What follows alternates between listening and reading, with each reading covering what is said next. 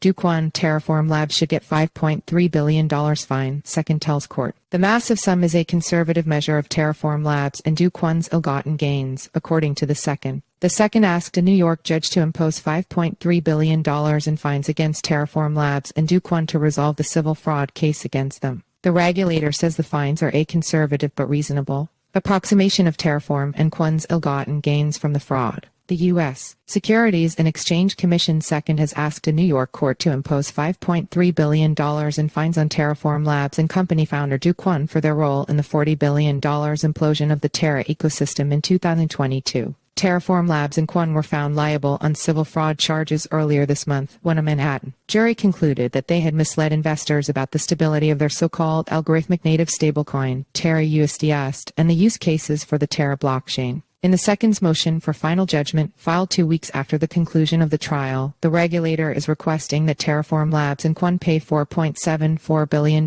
in disgorgement and prejudgment interest, as well as a collective $520 million in civil penalties, $420 million from Terraform Labs and $100 million from Kwon's pocket. In an accompanying memorandum of law, the second attempted to justify the total amount to the court by saying that Kwon and Terraform Labs made over $4 billion in ill-gotten gains and likely much more from their illegal conduct. Sales of Luna and Mir to institutional investors totaled $65.2 million and $4.3 million, respectively. Sales of Luna and USD through the Luna Foundation Guard LFG totaled $1.8 billion, and investors bought $2.3 billion in USD on various crypto asset trading platforms between June 2021 and May 2022, according to court documents. The second added that the fine amount represented a conservative but reasonable approximation of Terraform and Kwon's ill-gotten gains. No remorse. In addition to steep monetary penalties, the second is also seeking injunctions preventing Kwon and Terraform Labs from committing further securities violations, buying or selling any crypto asset security, as well as an officer and director ban on Kwon, which would bar him from ever serving as an officer or director at a second reporting public company. The second said, such measures were necessary to deter future violations, as defendants have not shown remorse for their conduct, nor can there be any doubt that they are in position where additional violations are not only possible but likely are already occurring. The second appeared to take particular issue with current Terraform Labs CEO Chris Amani's testimony during the 9-day trial, during which he said that the company is still working to build products and continuing to sell tokens. The second called Amani's testimony a frank acknowledgement of likely recidivism and added, Terraform's new CEO took the stand in a stunning display of chutzpah and attempted to garner sympathy by noting that Terraform had distributed a new version of their token,